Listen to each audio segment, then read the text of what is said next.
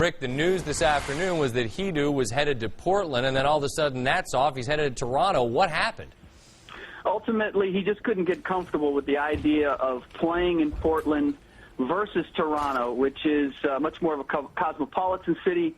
No offense to the Portland people, and has a much larger Turkish community, and is favored by his wife, from what I've heard. So he certainly went to Portland with the idea that he was going to sign there, but he just couldn't get comfortable ultimately with the idea. People are going to point to the money. The difference in the offers is only about $2 million, and he's supposedly headed to Toronto now and is going to close this deal.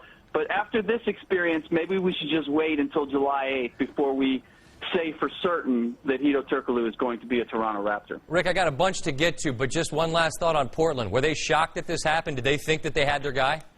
Yes, absolutely. They were under the impression that his going there, that they were going to get a deal done. They didn't believe a deal was done. People were reporting it earlier, but they certainly thought that he was going to leave town with an agreement. And so this comes as quite a shock to them.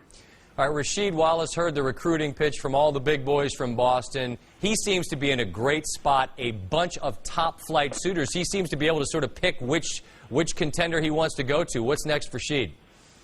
Next week, he is going to go to San Antonio and Orlando in no particular order and see who meets him at the airport and what they have to say. This is not going to be about money. It's going to be about fit and the comfort level that he has with the coaches that he meets with and the potential new teammates. And so he's not in any rush. He knows that one of them is going to be a nice fit.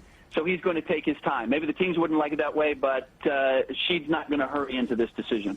All right, Allen Iverson and Memphis, and you don't often hear folks in a hurry to go play there. Rick, is that his only option? And what option is there in terms of minutes and money?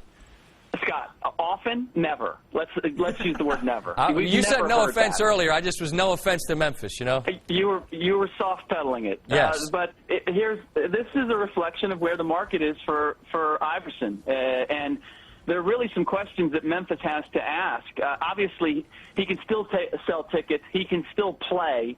And they could use the talent. But the question is, why are you coming? How much would it cost us? And what's the motivation here? Is it because we're the last house on the block and because we are not spending a whole lot of money anyplace else? They've got to get those answers before they can seriously contemplate that. So we're going to have to wait until the two sides meet, if indeed they do. All right, Avery Johnson, we assume he's the next colleague to come here for a bit and then leave us. He'll meet with Detroit reportedly.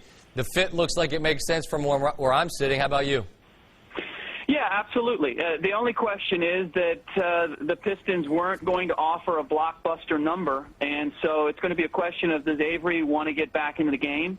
And certainly they could use him. I think it's a nice fit as far as the organization's philosophy of play, and they do want an experienced coach, but they're not looking to break the bank, and they're not looking to go long-term. They know that this team is in transition, so that's going to be the question that Avery is going to answer. Essentially, how bad does he want to get back to coaching? Because, again, in this case, it's not because it's going to be the money. Senior writer, ESPN The Magazine, Rick Bucher. Next year is supposed to be the big year, but this year's certainly been entertaining and interesting. We appreciate the insight, Rick.